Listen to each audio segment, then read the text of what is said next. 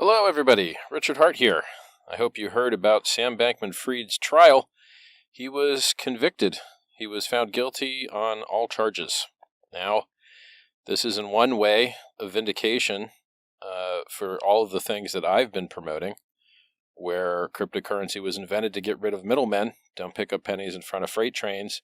Don't give your keys to somebody else. But in another way, it's actually a sad story for crypto. Because the bankruptcy, they're just selling the coins. So I don't know how that furthers cryptocurrency or helps the movement. But yeah, so while it's nice that laws exist and they're enforced and sometimes people that do evil are caught, it's not so nice that they then dump on your head. It's not as great. Maybe there's some upside I'm not thinking about. Yeah, but in the end, when people celebrate cryptocurrencies going bankrupt, like so many that I've warned you about, I warned you about Celsius. They went bankrupt. Mashinsky's in jail. I faced them in live stream, told them, not your keys, not your coins. This industry was invented to get rid of middlemen. You're a middleman. You want to take people's custody away from them. And it's not really custody. That's something else I've been trying to get everyone to use better language. The language that we, people that were so early in cryptocurrency, have used to try and make it easier for new people to understand this, life-changing computer science breakthrough, cutting-edge technology, those shortcuts in language are now being used against the cryptocurrency industry. So when people wanted to understand, what's a wallet? Wallets don't actually exist. It's a lie. It's misleading. In the real world, a wallet is what you put physical things into. In cryptocurrency, there are no physical things. In digital assets, there are no physical things. They're digital. So you can't have a physical representation of something digital like a CD, but that's not what cryptocurrencies are. So if you have a wallet, it's actually a keychain. And you can make a copy of your wallet, and it makes a copy of your keys. And that analogy holds. But the analogy with a normal wallet, can you make a copy of your wallet, and does your money get copied? Probably illegal. So, there's a difference between data and printed currency. There's a difference between data and coins. And so a centralized database that you know a key to is vastly different than having custody of something. Vastly different. And, the government is running into huge problems with misunderstanding. And it's screwing up their execution on the intention to write good rules or good law because they just don't understand the technology. And you guys are part to blame. Yeah, you guys. And even a little bit me. So I said, you heard me use the word custody a minute ago, and then I had to stop myself because you get used to these habits of imprecise language.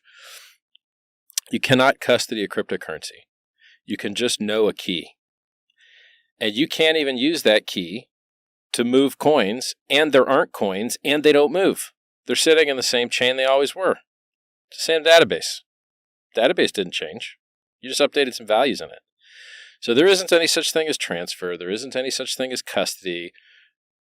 These are all mistakes of understanding that now are coming to bite the industry, and we have to do better. We have to educate better.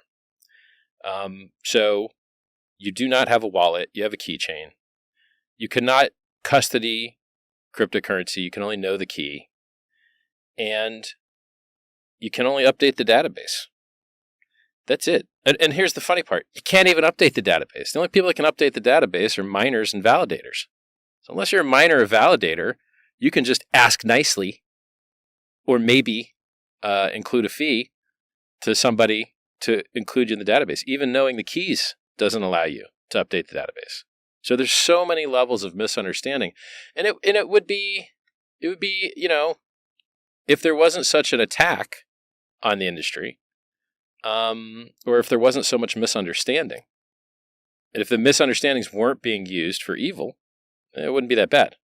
But they are being used for evil. Elizabeth Warren is in Congress saying that very bad dudes are raising hundreds of millions of dollars with crypto, and then the math gets checked, and no, actually, that was off by almost 100%. It was off by 99%. So you just lied 100x to Congress. That's not good, And who's responsible for that? In part, these people that for a living steal your privacy from you. That's not great.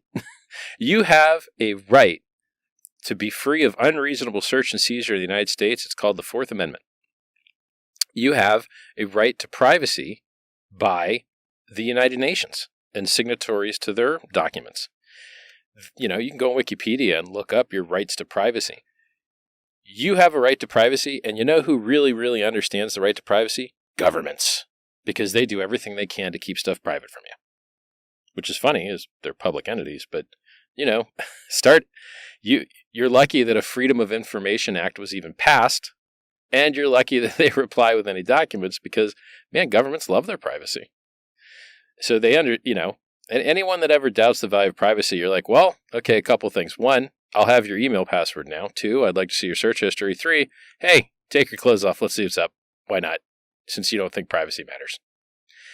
So if you don't think privacy matters, you're probably not a good human, and you're not in line with what the founding fathers enshrined in the documents that have allowed America to do as well as it has. So, yeah, privacy is a human right, and people that villainize it and demonize it so often have skeletons in their closet that come out when their privacy gets beat. So you're like, hey, isn't that weird? The people that hate privacy the most have so much to hide. Odd. So, yeah, in summary, Sam Bankman-Fried's conviction, probably good for justice. I'm not sure. When you look at the United States and you think here is a nation that has the highest rate of incarceration of any nation in the history of mankind, and you think to yourself, is that good? Because what happens to the people that get put in jail? You pay for people to guard them. You pay to feed them. You pay to house them. You pay to clothe them. You pay for a lot of stuff. They're no longer productive members of society, by and large. So incarcerating people, it might be good for the prison industrial complex, bottom line, profit, but it's probably not so good for society at large. And, when you profitize people being in jail, you want repeat business as a company. So why would you, and they have a fancy word for this, it's called recidivism. I don't even know if I said it right. And it basically means that people that commit crime and go to jail are more likely to return and be repeat customers for the prison industrial complex. In the United States, there was actually a judge that went to jail in a scandal called Kids for Profit or something, where he would get paid by the kid that he sent to juvenile prison. If you can put a judge in jail, man, he must have really made some bad errors. And it happens, right? It's just like you saw in Ross Ulbricht's case, the FBI tried to steal his coins and flee the country. Literally. The FBI agents. People forget this. You're like, hey, wait a second. That's not enforcing the law. What's going on here? So I don't think that the Sam Bankman-Fried case it's a partial victory in that a bad guy isn't able to do bad as much as he was. So that's nice. It's not really a victory for the prices of those cryptocurrencies that are being dumped by the bankruptcy trustees. And it's not a victory for public awareness of crypto because everyone associated Sam Bankman-Fried with crypto. They could have as easily associated him with funding Democrats because that's what he did with so many hundreds of millions of dollars. I think it was hundreds of millions. Who knows? Maybe it was only decamillions. But he didn't get associated with funding Democrats. He got associated with crypto. It's really weird because he's the opposite of crypto. But it wasn't the opposite of donating, right? His donations spent as well as everybody else's donations. But, the things he did with crypto were the opposite of crypto. Not your keys, not your coins. Don't pick up pennies in front of freight trains. And it's a little bit weird that you have that the Bahamas has to rely on the United States to do its law enforcement for it because, I'm not an expert, but I think that company was based in the Bahamas. Well, I begged you not to send your money to middlemen. I begged you to not pick up pennies in freight trains. I begged you to reduce your counterparty risk, which is why cryptocurrency was invented. And I've been shown right over and over and over and over again through all the failures, all the arrests, all the bankruptcies. While, mind you, the things I've invented that follow the true core principles of cryptocurrency, of decentralization, of self-reliance, of no middlemen, they've operated flawlessly for years. Hex has operated flawlessly for years while everything else around it has failed so often. Pulse Chain has launched and operated flawlessly for 5 months now. I don't know what you're supposed to do to win any harder. I think it's funny that people still listen to losers in cryptocurrency. If you are owed money by the FTX estate, you might not want to run your mouth about how to save people because you got yourself wrecked. If you are owed money from Celsius, you might not want to run your mouth because you got yourself scammed and you probably promoted it and probably got other people scammed, or at least didn't speak out as loudly against it as I did. I faced these people in person. In person digitally. I faced Mashinsky live and explained to him how what he was doing is the opposite of why crypto was invented. I was right. He was wrong. And then the people that get listened to in this space are just wild. People listen to ex-convicts. I don't know, man. I don't want to be the guy. So first of all, I may have only known one ex-convict in my life. I haven't known many, but I knew one guy that was an ex-convict, and he was a nice guy. He was a good guy, that did some bad stuff. So I'm not an expert on ex-cons. I've maybe, to the best of my knowledge, known one in my life. But I think in general, if a person has done very bad things, you have to look out and watch out. I'll give you an example. There's a tweet hidden on the Richard Hart Twitter somewhere about, giving people a second chance, but watching out because they might fall back into their old habits. There was a time when Ben Armstrong, promoted a lot of bad stuff or stuff that I wouldn't like.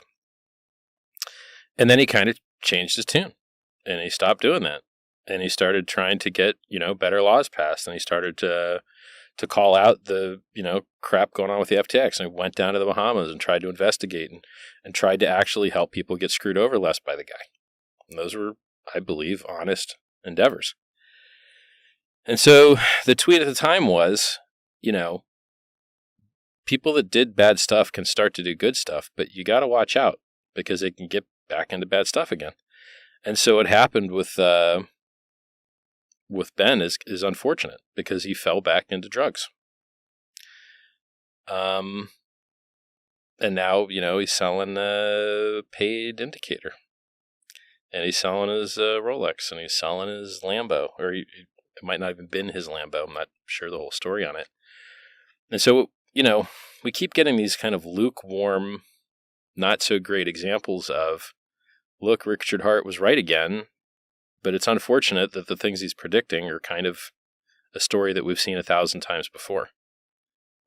People, when tempted, very, very often will fall for that temptation. So it's unfortunate. It's sad. And guess what, guys? I'm the rock. I'm the giving tree. I am here. I am promoting the things that will make the world a better place. They are working. The things that I have invented or the ideas that I have come up with are working flawlessly. Nearly all of them. I called the Bitcoin top at 65K. Now it's 34K. I said, 2 weeks after the last Bitcoin top, Ethereum crashed. And then 2 weeks after my Bitcoin top call was right, Ethereum crashed. Ethereum's down 64, 65%. Bitcoin's down 50%. Everyone else told you Bitcoin was going to 100K. Now, I think Bitcoin will eventually get there. Now, I'm not a professional, I'm not a financial advisor. Do your own research. Not financial advice, all the litany of disclaimers I have to give you because my free speech is crippled. My First Amendment rights are being chilled and living in terror, as are everyone else on the internet, right? I did a hand washing video on how to wash your hands properly when COVID was busier, and got my channel banned. Okay, I guess I should have taught people how to wash their hands. Yeah, so I warned you about people falling into old habits. I warned you about counterparty risk and middlemen. You guys got all your coins jacked. Not that there are actually coins, your database values. It's going to be hard to upgrade this language in real time, man. It's easier to keep it right in writing, but in real-time language, it's a little bit harder. And, the industry is still full of scumbags. So let's take CoinMarketCap. Are they still lying about Hex's market cap? Yep. CoinGecko. Still pretending that the coin doesn't have market cap? Yep. People, you're just like, it has been reported to me that people say things that don't make any sense, like, that Richard Hart, he disappeared. You're like, really? Am I not here? That's funny, because I wake up and I work really hard until I fall asleep, and I do it every day, and I don't take any days off, and I focus on getting things done, and I'm getting the results. And we have 2 weeks more on the IRS rule because I made it popular to comment on. And now I think it's got 40,000 plus comments, and I wouldn't be surprised if there was more. Now, I hope that those comments are relevant and substantive and not just copy-pasting the same crap, because I don't think 100 copies of the same thing is anywhere close to as useful as rotating through all the perspectives and presenting those perspectives in the most compelling light. Reading the same book 100 times probably isn't as good as reading 100 different books. You do democracy the best service by putting in effort, and copy and pasting the same crap as everybody else is not exactly effort. And now that you have artificial intelligence to help educate yourself and to research all of human knowledge instantly, and if you're running it locally, privately, I've written you the guides. I've given you the links. You can educate yourself faster and more efficiently, and even have it write you an essay about a topic to understand it. And you can have it write it in the voice of a Supreme Court judge. What better education do you want? It doesn't get better than that. Unless you've got a real Supreme Court judge to educate in person. Maybe that's better. But those are in short supply. And by the way, as far as Supreme Court goes, thank goodness, we have checks and balances in the United States to maintain a functioning, effective government. It's up for debate how well that's working, but what I do know is that the SEC has lost 4 of its 5 last cases, and the Supreme Court has granted certiorari, if I'm saying it right, which basically means they're going to hear the case of another case with the SEC. So, and they were just found arbitrary and capricious for a second time. And the SB 121 rule against cryptocurrency, they were trying to pretend it wasn't a rule, so they didn't have to do notice and comment, and then they didn't have to, notify Congress in a certain way. You're just like, yeah, you guys got busted by the Government Accounting Office, the GAO. Stop breaking the law. You write rules for a living. Follow the rules. And then they also, they lost their case against XRP, trying to claim that every XRP token was a security. The judge said, nope, that doesn't make any sense. These are blind purchases. They don't even know who they're buying from. Get out of here. And I think there was an article in the Wall Street Journal yesterday or the day before that just said, is Gary Gensler going to ever win a case? And, there's even somebody apparently buying television ads, 30 and 60-second television ads against Gary Gensler. I don't really understand the logic behind it. I don't think he's running for office. So what, are people not going to vote for him? I don't I don't really understand. I mean, hey, if you have money and a platform and you want to spread truth and you think that's truth, okay, it seems well within the First Amendment. But I'm not sure, I don't really know what the big upside is to convincing everyone that Gary Gensler isn't that good at his job. So, and then what? I don't get it. I don't know what the end game is there. So, we got Ben Armstrong kind of fell off the wagon. We got, which I hope, Ben, I hope it works out for you, man. I hope that, hope you're able to get it together. I've been very lucky. I've never had any problem with substances at all. Barely ever drink. Don't do drugs. It works for me. But what I want is to be more powerful. I want to make a difference in the world. I want to make an impact. I want to heal people. I want to help people. And being dizzy, it doesn't help. It doesn't help get that done. And funny enough, I don't need to ratchet up the humor with some confusion, I work just fine as is. I don't need to screw up the system. What else do we got going on? I try and tell people the truth even when it hurts, and it hurts me. So, I always wore a black shirt and, didn't spend any money on anything. And it wasn't really working for getting the word out, right? I got a self-help book I want people to read and improve their lives with.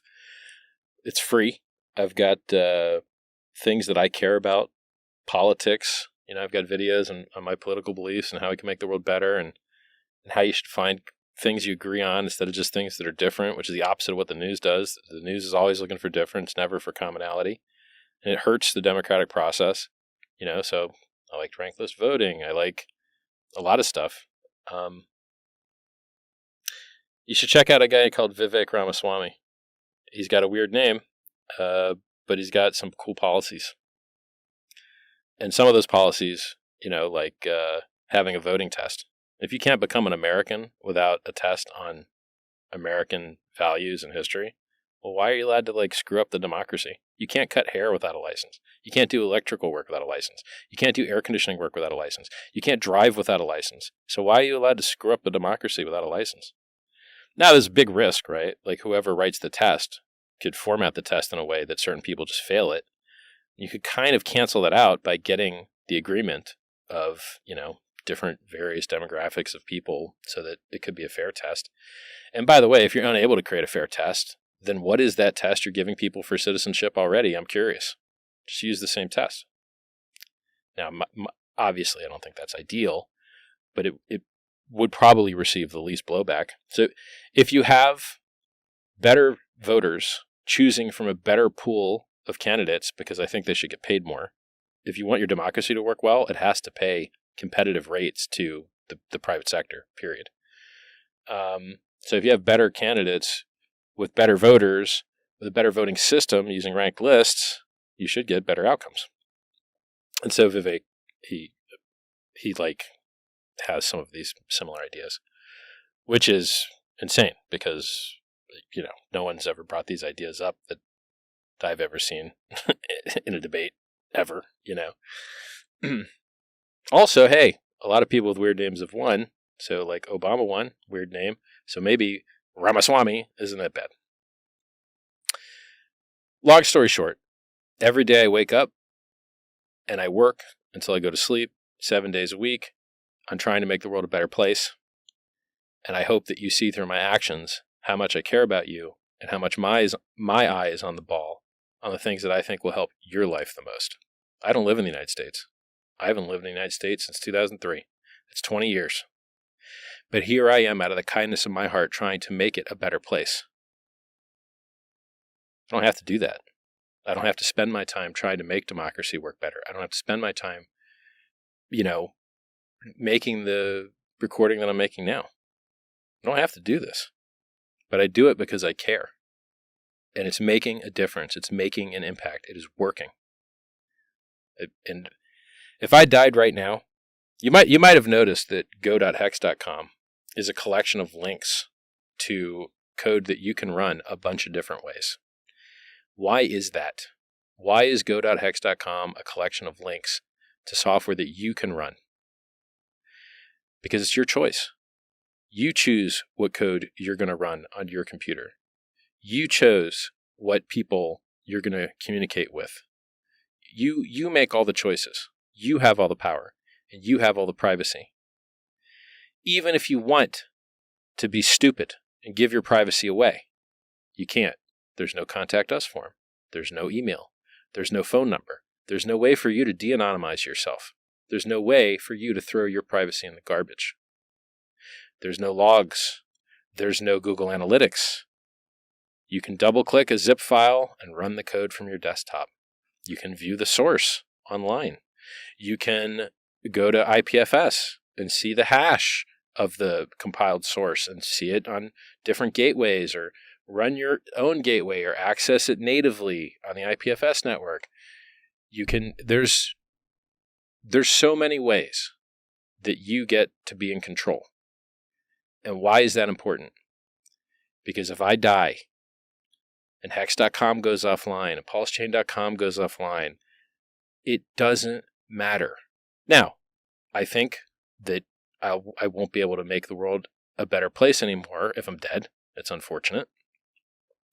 But your ability to run the code that you want won't be impacted. Because you have the code. You have the power. You are the network. It only exists because you will it into existence through your communication with your peers, your association with your peers, a truly decentralized, open source, peer-to-peer network. It's nice to brag about all the things that we're involved with and that, I've invented or founded that just work better than other things. So, for instance, yesterday or the day before, Uniswap went down. Why? Because some Cloudflare thing went down. Well, PulseX didn't go down. Now, why is that one part bad for Uniswap, one part good for Uniswap? One part bad because, hey, it'd be nice if your website just didn't go down. Hex doesn't go down. PulseChain doesn't go down. To the best of my knowledge, neither Hex nor PulseChain has ever been down. Ever. But almost every other website has. Microsoft, Google, Amazon, you name it. It's really good fortune and good design. So, I'm ragging on Uniswap a bit for a few reasons. One, they delist things. Two, I'm not sure how decentralized they are. Three, they're dumping tokens on people's heads. Now it's subsequent to some DAO vote or something. Four, they turned on a fee, a 0.5% fee on their front end. I mean, yeah, okay. That's the bad things. Here's the good things. They invented free and open source software that you can run on your own, and you don't really need to be flapping your lips and complaining about their front end going down because you can just run your own. So, on one side, it's like, hey guys, do a better job. And then on the other side, it's like, hey, they did a pretty good job. Creating free and open source software is beautiful. PulseChain is free and open source software. Thanks, Ethereum. I think Ethereum is almost the most secure blockchain that exists. I think PulseChain is the most secure blockchain that exists. Now, does anyone care about security in crypto? Apparently not. But I do. I care. Which is why so few of my followers have money owed to them from FTX, or have money owed to them from Cred, or have money owed to them from Celsius, or have money owed to them from Voyager, or have money owed to them from the Winklevi twins, whatever crap they were shilling that was picking up pennies in front of freight trains. And now they have got a complaint against them. The government wants to screw them up.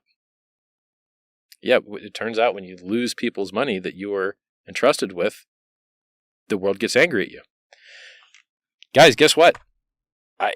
you, I feel great because I don't have your money. I don't have anything that I could do to your money. I don't have it.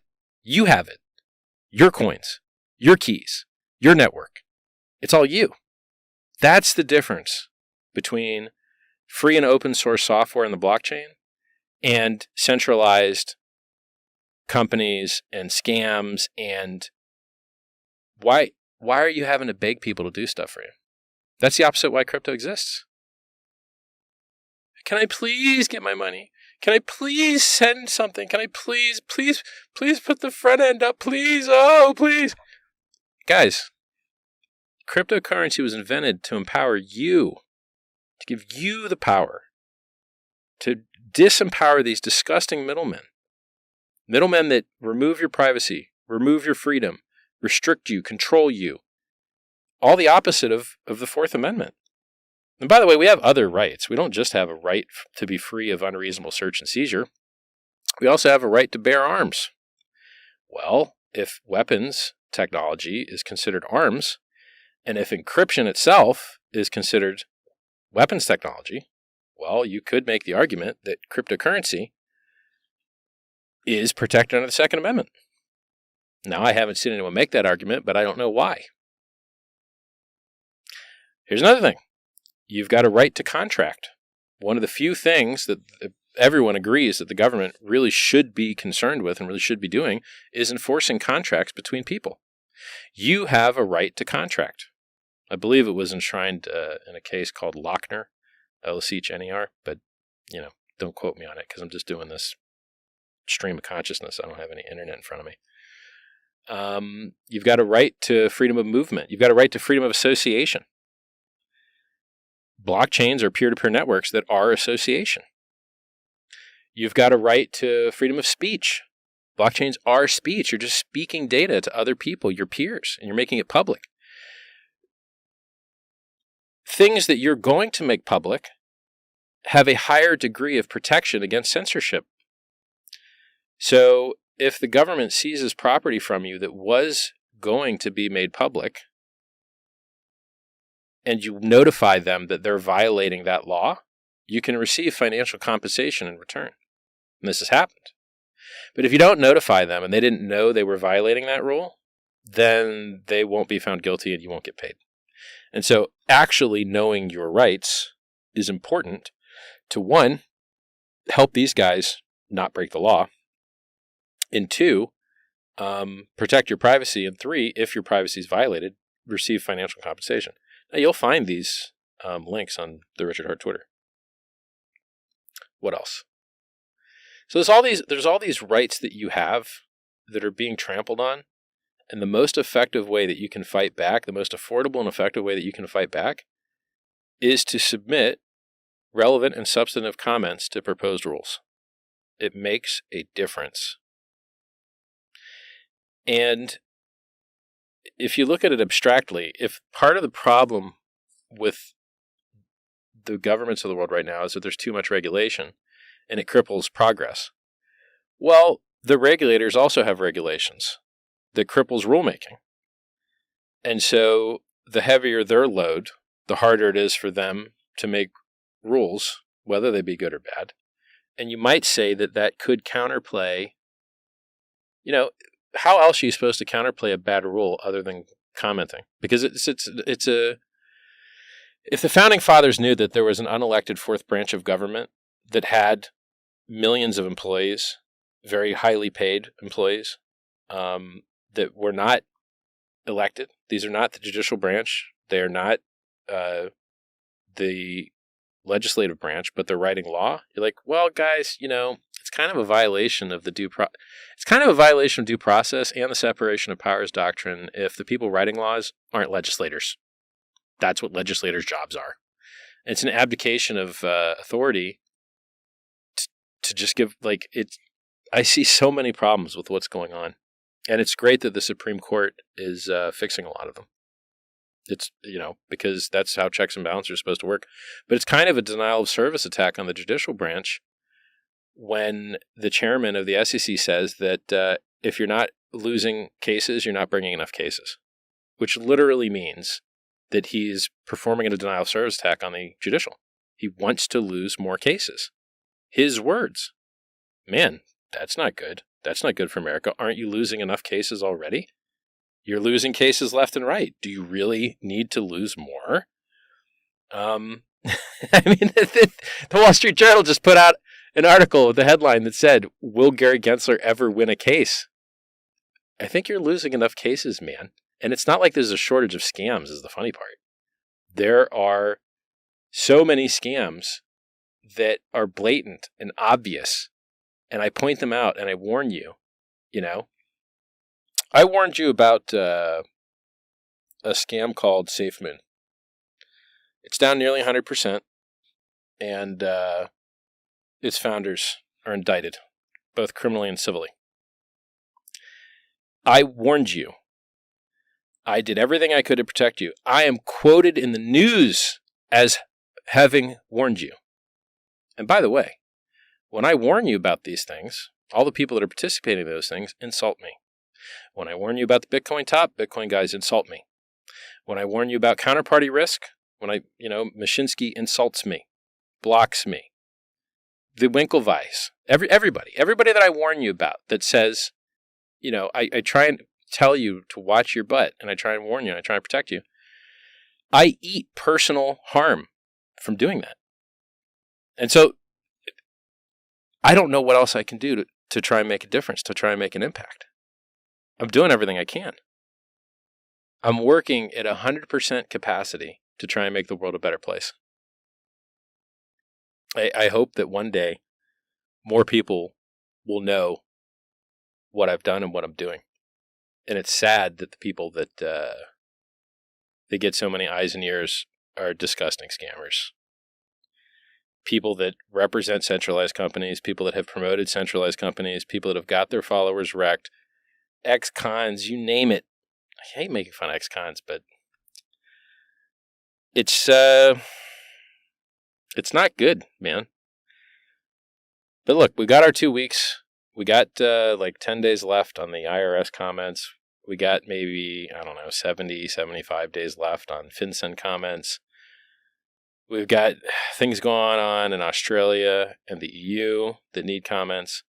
If you really want to make an impact in the world, I hate to brag it to you, writing comments is going to be a large part of your life for the foreseeable future. And hey, here's the good news. Instead of whining and crying to people that don't matter, you can whine and cry to people that do matter. And then you can copy paste your whining and crying with some modifications to the next thing that matters. The world's not going to get better on its own. You really have to try hard to make it happen. And it's what we're doing. And it's working. Now, so what I tell you about the risk that I take to spread truth to you at personal cost to myself, telling you that this recent Bitcoin pump that we've had, I believe, for the perceived activation of a Bitcoin ETF and all the positive things the CEO of BlackRock has said, Bitcoin being a flight to quality, things like that. That's nice, right? And I would love to live in a world where cryptocurrency decorrelated from the stock market and from Rolexes and from exotic cars, and it just went on its own and it went to the moon and nothing else mattered. That'd be great. And there's a lot of people that I guess think that that's what's going to happen. They think that crypto is going to decorrelate from everything else, and that even if everything else goes down, crypto is going to go up. I don't believe that. Now, Hex decorrelated hard as heck. I think it went up 20 or 30x when I called the Bitcoin top back at 65K. Boy, Richard Hart, good job. Well done. Yes, thank you. I called that top like a boss, didn't I? The problem is, if the government sells the Finex coins from the Finex hacker, the Silk Road coins from the Silk Road hacker, if FTX dumps its, I don't know, I think they've been authorized to do like 50 or 100 million in dumps a week. And if Mt. Gox coins come out, which let's just be serious, Mt. Gox coins have been sitting in the Japan trustee for so long now that it will be hard to believe when they actually do come out. And it will be a travesty of justice if they never come out. To wait a decade for your stolen coins to be unstolen from you is insane. It's really unfortunate. And the blockchain solves this, by the way, because when you don't give your keys and your coins to somebody else, they can't steal them from you. Or at least they're extremely less likely to do so. They'd have to hack your computer, and you'd have to have your keys in your computer and all this other stuff.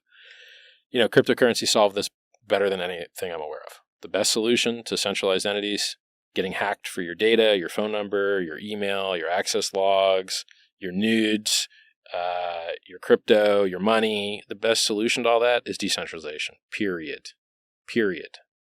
And so people that use crypto directly solve the problem of middlemen stealing your stuff. Now, what risk do you still have? You've still got contract risk. You've still got, solar flare risk. The whole world could get nuked. Everyone's got that risk every day. You've still got to hide your seed words, make sure you don't have keylogger. But look, if it was that easy to get hacked in crypto, you'd actually see a lot more hacks. There's millions and millions and millions of users, and only a very small subset of them get hacked. So that speaks very well to the security of the system. So what are we talking about? Privacy, robustness, the core principles, trying to protect, half of this talk that I'm giving you here is to try and help protect you guys from more scammers. There are people that are owed money by FTX and own tokens in centralized companies and promote centralized companies that want to take your money from you and put it at risk. Man, I got to tell you, that picking up pennies in front of freight train stuff has worked out real bad a whole bunch of times. Maybe stop doing that. Bitcoin is the best performing asset in the history of man. Cryptocurrency is the best performing asset class in the history of man. Why do you need to screw that up by taking counterparty risk? Stop. It's the opposite of why cryptocurrency was invented. The things that I found, that if I die and all the sites go offline, don't matter. It doesn't matter because people are in the network. You have no expectations of profit from the work of others. There's nobody working for you. There's nobody handing you checks. You are the network. It is data, it is knowledge, it is speech, and it is you, and it is no one else. You and your peers, that's it. And all these other systems, they're not that way. Some guy can screw you out all your stuff. Well, stop doing that. Stop doing not crypto. Do actual crypto. Well, anyway, so me taking personal risk and eating slings and arrows of outrageous fortune to educate you and tell you the truth, I think that the stock market is going to crash. I think the everything bubble doesn't pop with a whimper. I think it pops with a pop. And, I think that house prices should go down as rates have to keep going up if they're going to hit their 2% target, which they seem to be very serious about wanting to do.